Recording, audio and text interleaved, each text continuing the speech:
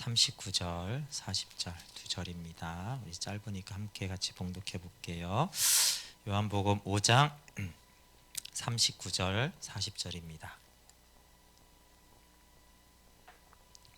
같이 봉독하겠습니다. 시작. 너희가 성경에서 영생을 얻는 줄 생각하고 성경을 연구하거니와 이 성경이 곧 내게 대하여 증언하는 것이니라. 그러나 너희가 영생을 얻기 위하여 내게 오기를 원하지 아니하는도다. 아멘. 네, 오늘은 기독교 강요 벌써 29번째고요. 신구약의 유사점과 차이점이라는 제목으로 함께 말씀 나누도록 하겠습니다. 네, 늘 복습하는 말씀인데 기독교의 교훈, 기독교의 원칙이 무엇이냐라고 강령이 무엇이냐고 내게 묻는다면 나는 첫째도 둘째도 셋째도 그리고 항상 언제까지나 겸손이라고 대답하겠다.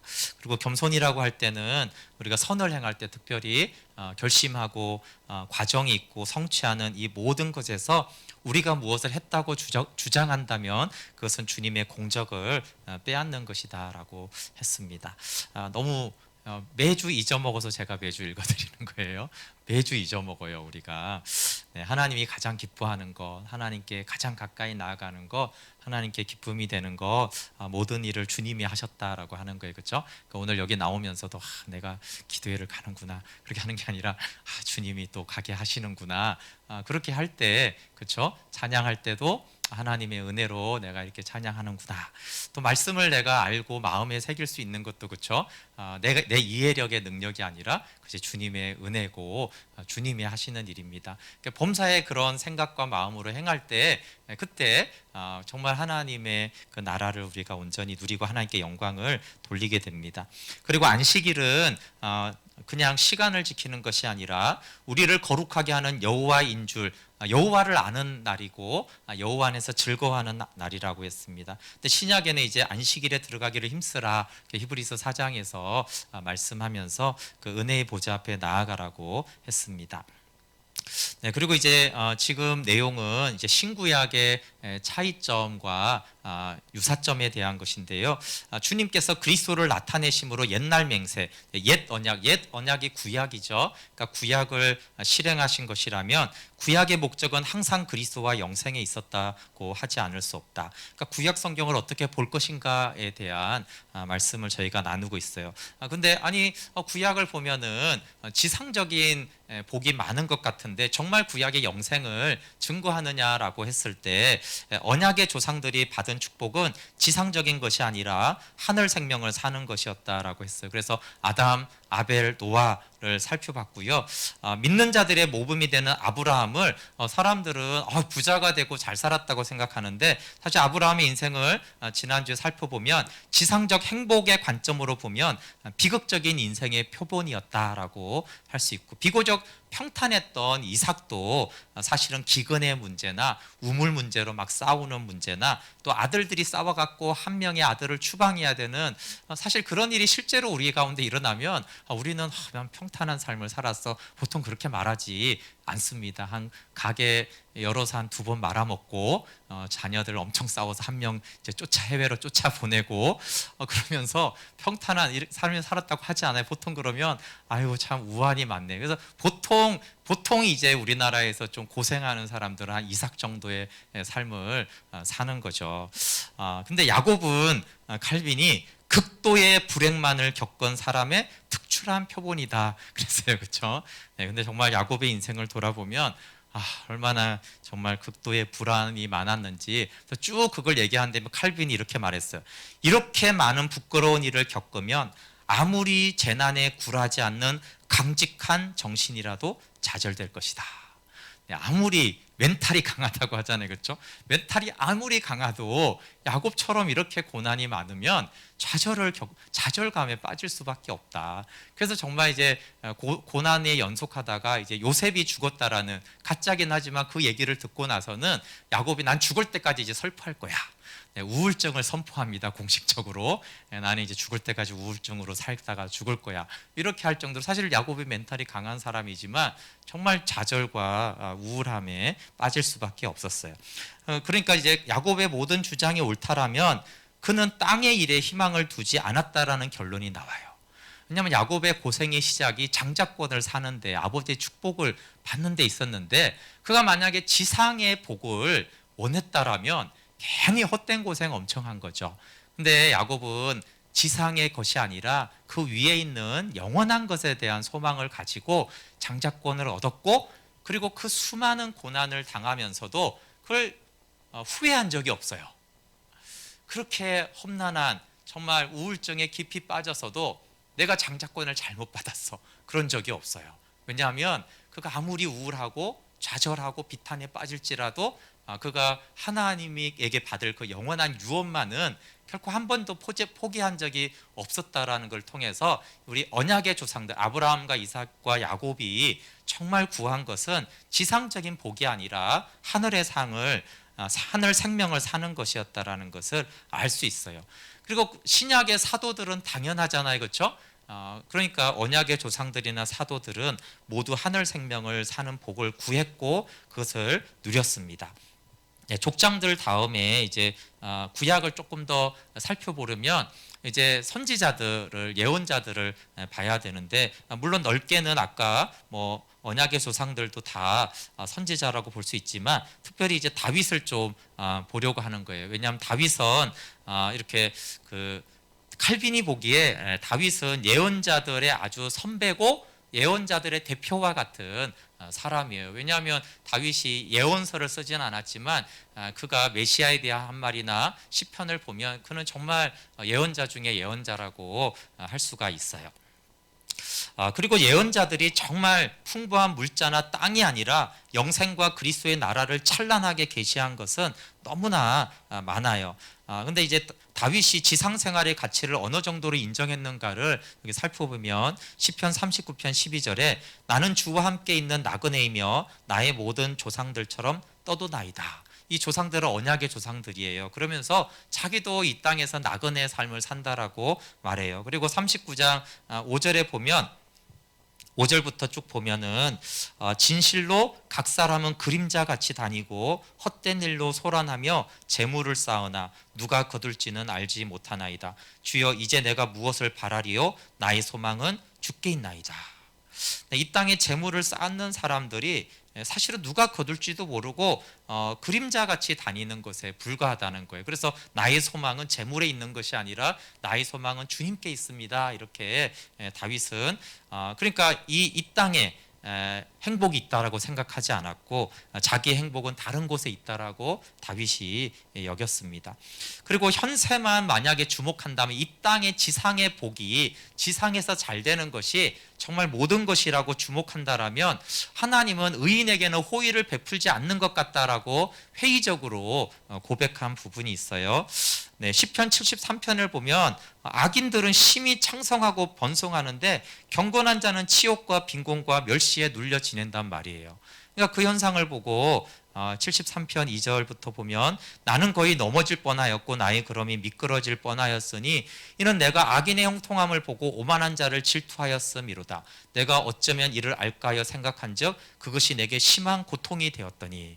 그러니까 정말 이 땅의 지상에 있는 것만 보니까 오히려 악인이 너무 잘 되고 경건한 자들이 너무 안 되는 거예요. 그래서 너무 시험에 드는, 그래서 내가 악인의 형통함을 보고 오만한 자들, 근데 이걸 막 생각을 하니까 심한 고통이 내게 임했다고 그랬어요. 그렇죠? 그러니까 이제 다윗이 봤을 때 지상의 복의 개념으로 하나님을 경외하는 자를 판단할 수 없다라는 것이, 오히려 그렇게 생각하니까 너무 고통스럽고 너무 이제 힘들었어요. 그런데 그 결론이 17절에 가보면은 성소에서, 하늘에서, 영원에서 보니까 그들의 종말을 깨달았죠. 그래서 하나님의 성소에 들어갈 때에야 그들의 종말을 내가 깨달았나이다. 그렇구나. 이거 하나님의 성소에서 뭘 깨달았겠어요, 그렇죠? 하나님이 주시는 참된 복은 하늘에 속한 것이고 영생에 속한 것이고 하나님 자신이구나라는 것을 깨닫고 나서야 악인들이 좀 잘 되고 부자로 살고 이런 것들이 이해가 된 거예요, 그렇죠? 왜냐하면 그들에게는 영원한 관점에서 이제 심판이 있는 것이고 죽음이 있는 것이고 그건 잠깐 있는 것에 불과하다라는 것이죠. 네, 그래서 경건한 자들의 소망은 현세에 재난을 초월하여 내세 영생을 바라봅니다. 다윗과 족장들은 하나님의 약속이 이 세상에서 실현되는 일은 매우 드물거나 전혀 없다는 것을 알고 있었다. 이렇게 말했는데 이건 좀 과장된 칼빈의 해석 같아요.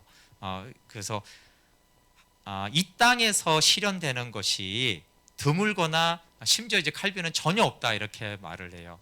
근데 이거는 사실 좀 전혀 없다고 그래서 많은 개혁주의자들이 우리가 보통 말하는 성령 사역이나 능력 사역을 하지 않아요. 왜냐하면 이 땅의 복은 아니다 이렇게 이제 생각하기 때문에. 근데 그게 좀 너무 지나쳐서 좀 단점이기도 하죠. 근데 칼빈은 너무나 이 지상적인 것을 복이라고 생각하고, 그건 이제 타락했던 카톨릭이나 원래 인간의 욕구가 그렇잖아요, 그렇죠? 그러니까 이 땅에서 복 받을 거야라는 거에 대해서 칼빈은 굉장히 이제 반대하는데, 좀 심하게 이제 반대를 해서 아예 지상에는 복이 없다 이렇게 하는데, 그것은 오히려 이제 개혁주의의 단점이 좀 됐어요. 그래서 칼빈을 너무 신봉하는 사람들은 이 땅에 하나님의 복은 없다. 특별히 그냥 우리가 노력해서 잘 사는 거다. 그리고 성령의 역사가 뭐 그건 사도 때에 있는 것이지 지금은 은사나 이런 것들이 없다. 이렇게 좀 주장하는 근거가 되는 좀 아쉬운 부분이기도 해요. 그렇지만 칼빈이 명확하게 밝힌 것은 구약의 선지자들과 또 예언자들과 다윗과 족장들은 영생을 구했다라는 것이에요. 그래서 그들은 마음을 하나님의 성소로 들어올려 현세의 그림자 속에서 나타나지 않는 것이 거기 숨겨 있는 것을 보았습니다. 이것이 곧 하나님의 최후 심판대였습니다. 칼빈이 이렇게 내세를 강조했기 때문에 장점은 그 이후에 영생의 현재성으로까지 나아갈 수가 있었어요. 신정통주의가 칼빈을 기초로 신학을 발전시켰는데, 개혁주의에서 영생의 현재성으로 더 나아갈 수 있는 기초를 마련했습니다. 그래서 칼빈이 깊이 공헌한 것은 그가 기복주의에 빠지지 않도록 하는 그 성경의 신학을 굉장히 확고하게 굳힌 것이죠. 근데 또 이제 너무 그걸 강조하다 보니까 이 땅에서 성령께서 지금도 행하시는 어떤 그런 일들에 대해서 이제 비판하는 단점들이 있기는 했지만, 그래도 비교적 기복주의로 행하지 않도록, 그래서 지금도 이제 개혁주의를 표방하는 교회들은 이 땅에서의 기복적인 것들을 이야기하지 않아요. 물론 너무나 극단적으로 이야기하지 않는 것이 좀 문제가 되기도 합니다. 인간적인 복이 아니라 하나님이 지금도 일하시는 영역이 분명히 있는데 또 그 부분을 좀 인정하지 않는, 그래서 너무 좀 보수적이고 답답한 부분도 있기는 합니다. 네, 근데 시편 17편 4절에 보면은 여기 주의 손으로 나를 구하소서라고 하는데, 여기 이제 어디서 구해달라고 그가 얘기를 하냐 하면은 분깃을 받은 사람들, 주의 제물로 배를 채우고 자녀로 만족하는 자들에게서 나를 구하소서 이렇게 말해요. 그러니까 이 지상에서 쉽게 말해 복 받은 사람이 지금 다윗의 대적이에요. 그러니까 다윗이 생각하기에 이 땅에서 잘 되는 사람을 하나님의 사람이다라고 생각하지는 않는 것입니다. 근데 이제 칼빈이 여기서 이제 자꾸 칼빈의 또 하나의 단점은 이제 내세의 약속을 굉장히 강조하는 거예요. 죽은 다음에 천국은 굉장히 우리에게 중요한데 그 부분으로 계속 강조하고 현재 누리는 영생의 현재성을 좀 강조하는 데 약해요. 근데 여기 17장 15절에 보면 나는 의로운 중에 얼굴을 배우리니 깰 때의 주의 형상으로 만족하리이다. 이 다윗의 고백은 죽은 다음의 고백이 아니거든요. 내가 지금 깨어서 내가 주의 얼굴을 봅니다. 그러면서 이제 이 땅에서 잘되고 형통한 자에 대해서 나를 건지시고, 나의 복은 내가 지금 깨어서, 내 영이 깨어서 주님의 얼굴을 보는 그 기쁨을 누립니다라고 하죠. 그래서 시편 27편 4절에도 한 가지 소원을 구하잖아요, 그렇죠? 그가 주의 아름다움을 보며 주의 얼굴을 구하는 그 한 가지를 구하는 것이, 그게 이제 죽은 다음에 걸 구하는 것이 아니라 내가 사는 동안 내가 주의 아름다움, 그 영광을 보기를 원합니다. 그 한 가지 소원을. 그래서 다윗은 미래의 영생만이 아니라 현재의 하나님의 복을, 하나님의 얼굴을 보는 그 은혜를 누렸던 자입니다. 네, 어쨌든 칼빈이 말하고 싶은 것은 경건한 자들은 거의 다음 넘길게요. 경건한 자들은 거의 한평생 계속되는 곤란을 겪으면서도 하늘을 우러러 보았기에 주님이 주시는 십자가는 지대, 그것은 잠시 동안이며 그들이 받는 자비는 영원하다는 것을 인정했다. 네, 그들은 정말 많은 곤란들을 겪었지만 그래서 하나님이 주시는 십자가를 졌어요. 그러나 이 십자가는 잠시 동안이고 그들이 받는 자비가 영원하다는 것을 알고 있었습니다. 그리고 다윗이 생각한 가장 무서운 저주는 영생을 잃는 것이었어요. 시편 69편 28절에 보면 저희를 생명책에서 도말하사 의인과 함께 기록되지 마소서. 이 가장 큰 저주예요. 생명책에서 지워지는 거. 모세도 이제 그렇게 말을 했죠. 그거는 이제 기도 중보기도 하느라고 그랬지만 나를 생명책에서 지워질지라도 저들을 살려달라고 한 거. 그러니까 믿음의 선진들이, 구약의 사람들이 생각한 가장 큰 저주는 이 영생을 놓치는 거였어요. 생명책에서 지워지는, 그걸 가장 두려워했고 가장 큰 저주로 여겼고, 그리고 하나님의 얼굴을, 그 영광을 이 땅에서 보고 그리고 영원한 나라에서 주님과 함께 거하는 것을 가장 큰 복으로 여겼습니다. 이것은 이제 욥도 증거하는 것인데요. 욥기 19장 25절부터 27절 보이나요? 한번 같이 읽어볼게요. 시작. 내가 알기에는 나의 대속자가 살아계시니 마침내 그가 땅 위에 서실 것이라. 내 가죽이 벗김을 당한 뒤에도 내가 육체 밖에서 하나님을 보리라. 내가 그를 보리니 내 눈으로 그를 보기를 낯선 사람처럼 하지 않을 것이라. 내 마음이 초조하구나. 13장 15절도 읽어볼게요. 시작. 주께서 나를 죽이실지라도 나는 그분을 소망하니 그분 앞에 내 행위를 변호할 것입니다. 네, 욥의 소망은 땅에 대한 것이 아니라 높은 곳 영생불사예요. 그러니까 내가 죽을지라도, 죽은 다음에라도 나는 하나님을 볼 것이다, 이렇게 말하고 있죠.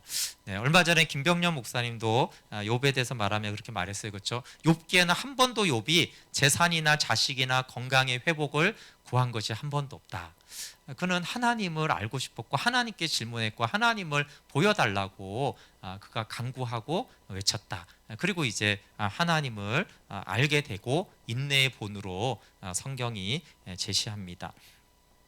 네, 영생에 대한 이제 예언자들의 정언은, 예언자들은 이제 칼빈이 너무나 많기 때문에 일일이 다 소개할 수 없을 만큼 많아서 아주 간단하게만 소개합니다. 정말 거대한 살림같이 영생을 증거하는 예언자들의 자료가 너무나 많습니다. 근데 예언자들이 하나님의 인애를 잘 설명하기 위해서 그 인애를 현세에서 받은 혜택의 모양으로 그렸어요. 그렇지만 그들의 그림은 백성의 마음을 들어 올려서 땅을 초월하며 멸망해 가는 세대를 초월하게 만들었습니다. 그래서 현세적으로 표현했다고 해서 현세적인 복이 구약에 말하는 복이 아니라 그것을 통해서 인애를 더 잘 설명하려고 한 것이죠.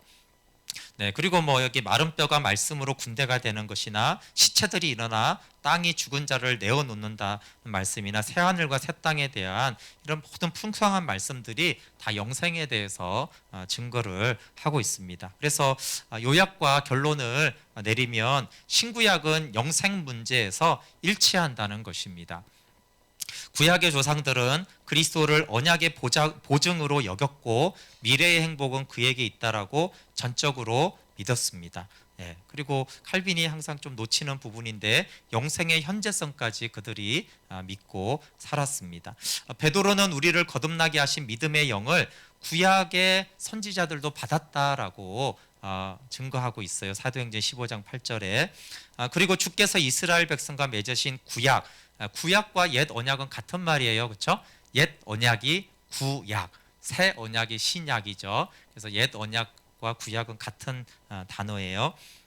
옛 언약은 땅에 붙은 일에 국한된 것이 아니라 영원한 영적 생명에 대한 약속을 포함했다는 것이 우리의 원칙이다. 그러니까 구약은 땅에 붙은 일에 국한된 것이 아니라 영원한 영적 생명에 대한 약속을 하고 있다라는 것이죠. 이것이 이제 구약을 바라보는 구약에서 가장 주된 핵심적인 내용이라는 것입니다. 그러면 지금까지는 신구약의 유사점을, 영생에 대한 유사점을 살펴봤는데, 그러면 차이점이 있지 않느냐, 신구약이 같느냐라고 했을 때 차이점이 있다라는 것이에요. 차이점을 5가지를 이제 말하는데, 성경의 통일성을 손상하지 않는 범위 안에서 신구약의 차이점을 인정한다라고 하면서, 첫 번째는 구약은 영적 축복을 현세적 축복으로 표현했다는 거예요. 표현을 그렇게 한 것이죠.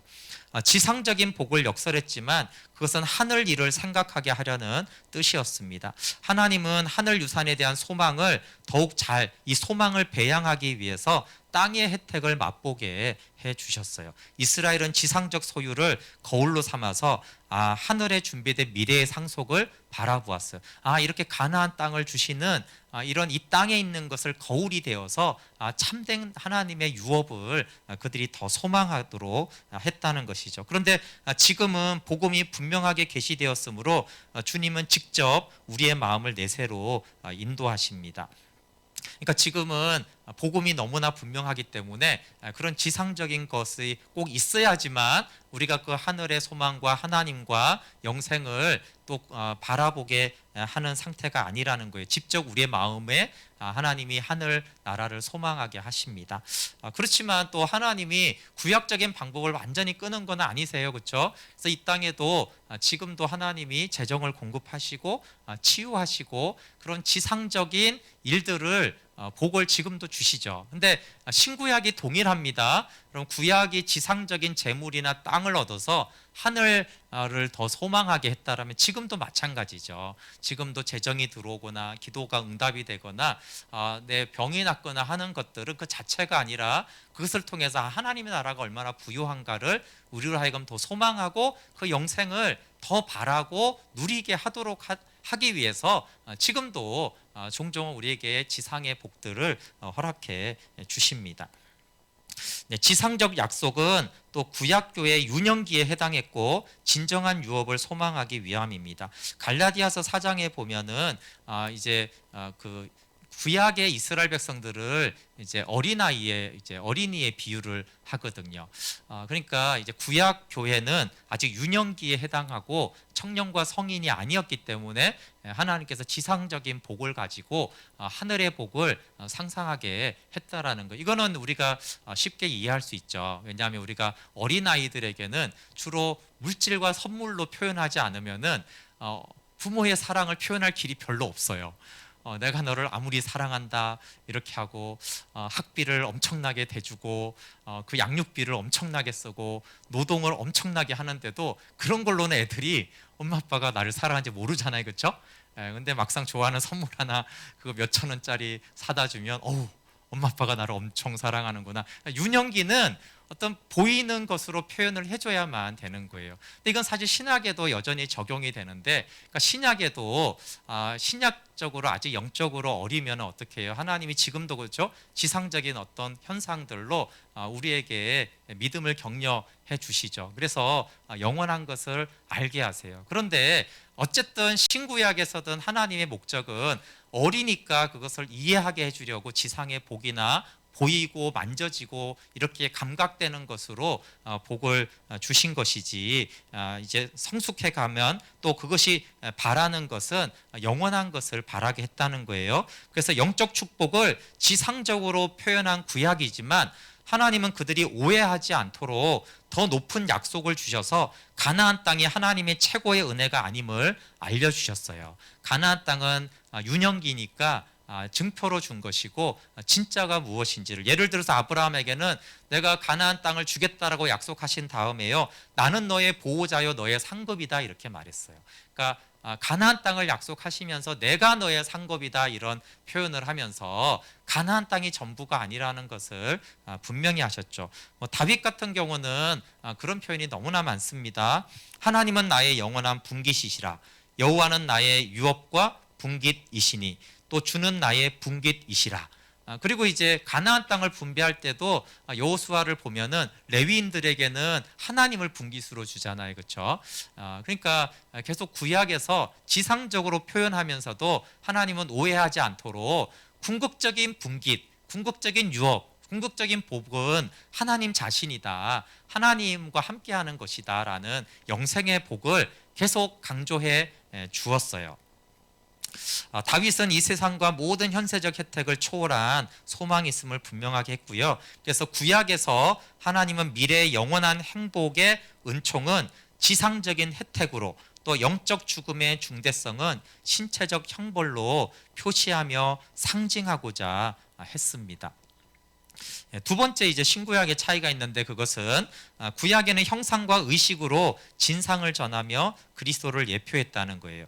구약은 실체가 없기 때문에 실체 대신에 형상과 그림자를 보였을 뿐이고, 신약은 진상의 실체 그 자체를 현재 있는 것으로 그대로 제시했습니다. 뭐 너무나 많지만 대표적으로 히브리서가 그렇습니다. 히브리서는 그리스도가 영원한 제사장 직분을 가졌기 때문에 제사장이 매일 이렇게 교체하던 그런 제사장 제도는 폐지되어야 된다라고 말을 했어요. 그러니까 구약의 제사 제도가 그림자였고, 실체이신 그리스도가 영원한 대제사장이기 때문에 이제는 그림자는 사라지고 실제가 왔다라고 그렇게 표현했습니다. 히브리서 10장 1절 같이 한번 읽어볼게요. 시작. 율법은 장차 올 좋은 일의 그림자일 뿐이요 참 형상이 아니므로 해마다 늘 드리는 같은 제사로는 나오는 자들을 언제나 온전하게 할 수 없느니라. 네, 율법은 장차 올 예수 그리스도의 복음의 그림자라고 말을 했죠. 근데 실체가 왔기 때문에, 그래서 구약은 형상이고 그리스도를 예표합니다. 그래서 율법의 기능은 복음에서 나타난 더 좋은 소망으로 인도하는 역할을 했습니다. 언약의 실현은 그리스도로 이루어졌고, 그 실현을 기다리는 동안 하나님께서 의식과 제사 제도를 주셨습니다. 세 번째 신구약의 차이는 구약은 문자적이고 신약은 영적이라는 거예요. 네, 잘 보이는지 모르겠지만 보이시면 같이 읽어볼게요. 새 언약에 대한 말씀이죠. 여기에는 직접적으로 옛 언약과 새 언약의 차이를 언급하거든요. 같이 읽어볼게요. 시작. 여호와의 말씀이니라. 보라, 날이 이르리니 내가 이스라엘 집과 유다 집에 새 언약을 맺으리라. 이 언약은 내가 그들의 조상들의 손을 잡고 애굽 땅에서 인도하여 내던 날에 맺은 것과 같지 아니할 것은, 내가 그들의 남편이 되었어도 그들이 내 언약을 깨뜨렸음이라. 여호와의 말씀이니라. 그러나 그날 후에 내가 이스라엘 집과 맺을 언약은 이러하니, 곧 내가 나의 법을 그들의 속에 두며 그들의 마음에 기록하여 나는 그들의 하나님이 되고 그들은 내 백성이 될 것이라. 여호와의 말씀이니라. 그들이 다시는 각기 이웃과 형제를 가리켜 이르기를 너는 여호와를 알라 하지 아니하리니, 이는 작은 자로부터 큰 자까지 다 나를 알기 때문이라. 내가 그들의 악행을 사하고 다시는 그 죄를 기억하지 아니하리라. 여호와의 말씀이니라. 아멘. 여기서는 예레미야가 직접적으로 말했죠. 새 언약을 맺을 건데, 32절에 보면 이 새 언약은 애굽 땅에서 시내산에서 맺은 언약과 같지 않다 이렇게 말합니다. 그래서 뭐 가장 특징적인 것은 율법은 문자적이고 돌판에 새겼는데, 이제 새 언약은 영적인 교훈이면 마음에 새기겠다라고 했죠. 근데 이제 예레미야가 이렇게 새 언약과 옛 언약을 비교했다면, 사도 바울이 고린도후서 3장에서 이것을 비교를 많이 합니다. 그런데 이렇게 새 언약과 옛 언약을 비교하고 대조하는 것은 옛 언약을 폄하하는 것이 아닙니다. 그것은 새 언약의 은총이 얼마나 풍부한지를 말하려고 하는 것이죠. 넷째는 구약의 노예 상태와 신약의 자유예요. 우리가 이런 표현을 잘 쓰지는 않는데, 구약을 종살이의 언약이라고 부르며 신약을 자유의 언약이라고 부른다. 요즘에 이렇게 잘 부르지 않는데 칼빈 때는 이렇게 불렀나 봐요. 근데 이제 그렇게 이제 부르는 이유는, 구약의 백성들은 언약 백성이지만 종의 관계였어요. 그렇죠? 주인과 종의 관계로 언약을 맺었어요. 왕과 백성의 관계로 언약 관계를 맺었어요. 그래서 좀 표현이 좀 부정적이지만 하나님의 종으로서의 언약 관계를 맺었죠. 그래서 이제 종사의 언약이라고 하고, 근데 신약은 로마서 8장 15절에 이렇게 이것을 비유했는데, 너희는 다시 무서워하는 종의 영을 받지 아니하고 양자의 영을 받았으므로 우리가 아빠 아버지라고 부르짖느니라. 예, 이 신약은 이제 아바 아버지라고, 하나님을 아버지라고 불렀어요. 구약의 백성들은 언약을 맺었고 피로, 그렇죠? 죄 사함을 받았지만 하나님을 아버지라고 부르지는 못했어요. 그러니까 이제 여기서 말하는 자유는 자녀로서 아버지를 편하게 부르는 그 자유와 해방과 기쁨에 대한 것이었는데, 구약에서는 은혜의 하나님이시고 자비의 하나님이긴 했지만 그 하나님은 왕이셨고 하나님이셨고 야훼 하나님이셨잖아요, 그렇죠? 그러니까 주종 관계로서의 관계를 할 수밖에 없어요. 여기서 이제 무서워한다라는 건 그 부정적인 의미가 아닙니다. 경외한다라는 뜻도 포함돼요. 그럼에도 불구하고 경외하는 대상이었지, 이렇게, 그렇죠, 아버지처럼 아빠라고 부르며 아버지를 친근히 하는, 그렇게 하지 못했죠. 그것이 이제 신약의 차이입니다. 그리고 언약을 맺은 장소도 좀 달랐는데, 옛 언약은 불붙는 신의 산과 흑암과 폭풍에 이르러서 옛 언약을 맺었어요. 그때 신의 산에 강림한 하나님이 그런 모습으로 나타나셨죠. 근데 새 언약은 시온산과 살아계신 하나님의 도성인 하늘의 예루살렘에서 새 언약을 맺었다라고 히브리서 12장 22절에 말하고 있어요. 네, 그리고 바울은 또 갈라디아서 4장에도 보면은 율법과 복음의 차이를 이스마엘과 이삭의 차이로 말하고 있어요.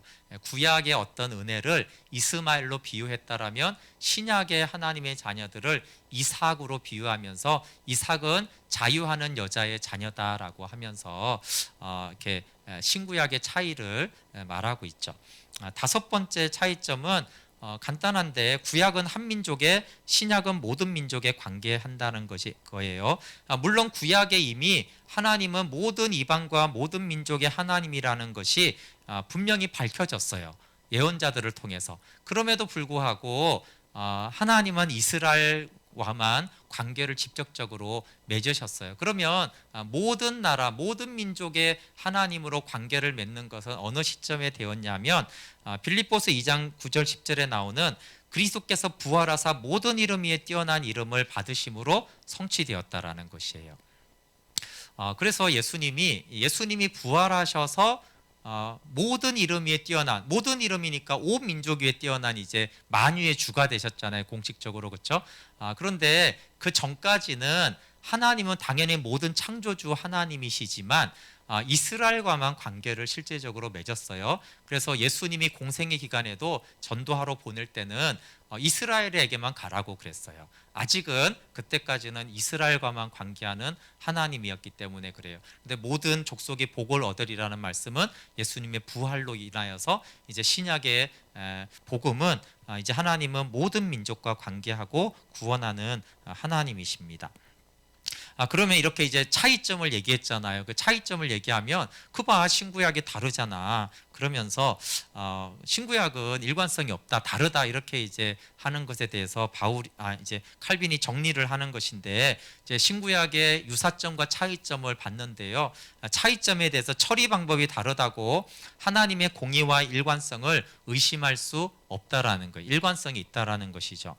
하나님이 시대의 변함에 따라서 각 시대에 유익하다고 보신 대로 형식을 조절하신 것입니다.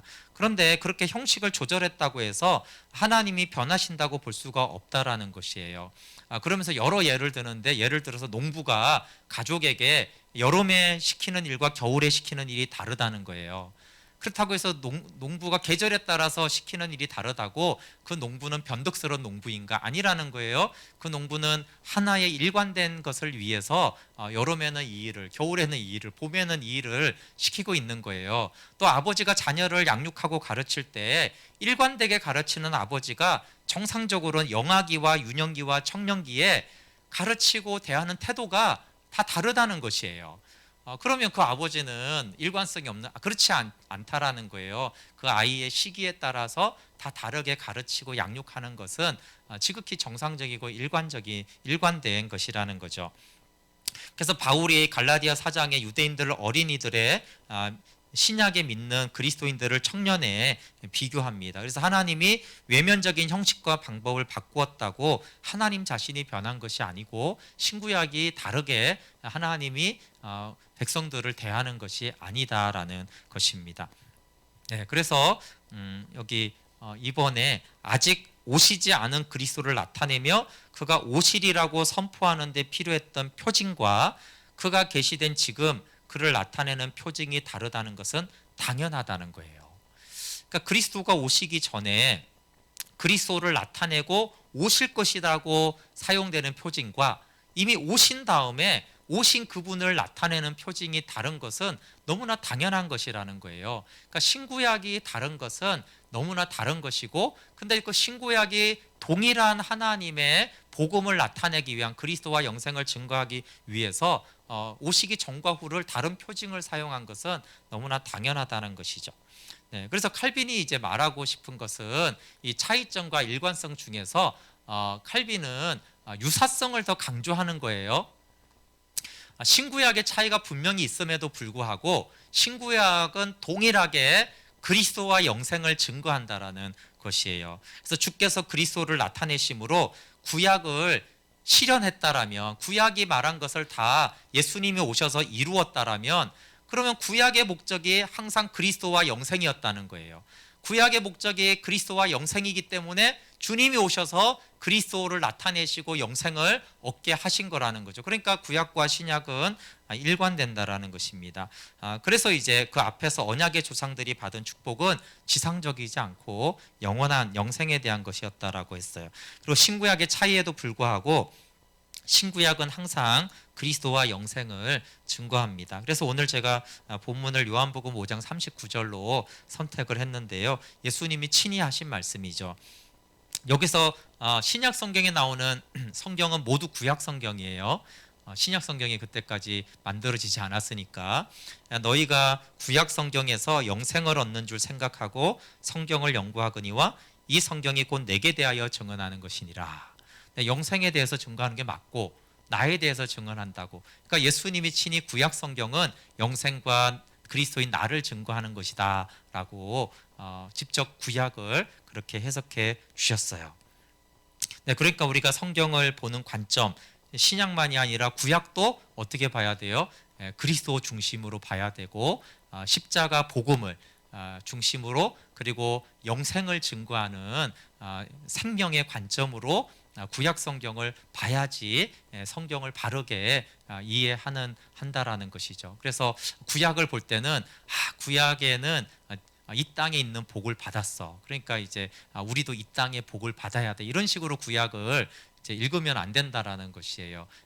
그것은 유년기에 있는 영적인 어린아이들에게는 하나님이 지상적인 복을 통해서 영원한 영생을 증거하기는 하신 부분은 구약에도 있고 사실 신약에도 있어요. 그렇죠? 예수님이 치유하고 축사하고 오병이어 떡을 주고 하는 그런 것들을 분명히 있지만, 그렇지만 신구약이 모두가 증거하고 목표로 하고 궁극적인 복이라고 한 것은 영생의 복이고, 즉 여호와는 나의 분기시라. 그렇죠. 신약에도 예수 그리스도가 복음이잖아요. 그렇죠? 그분을 얻는 것, 그분 안에 거하는 것, 그분과 하나가 되는 것이 신약의 가장 큰 하늘에 속한 신령한 복이고, 구약의 복도 여호와는 나의 분기십니다. 여호와는 내가 기업으로 받았습니다. 여호와가 우리의 큰 상급입니다. 이것이 구약에서도 궁극적으로 가장 큰 복이고 믿음의 조상들이 구하고 누렸던 복입니다. 네, 함께 같이 우리 찬양하고 기도하겠습니다.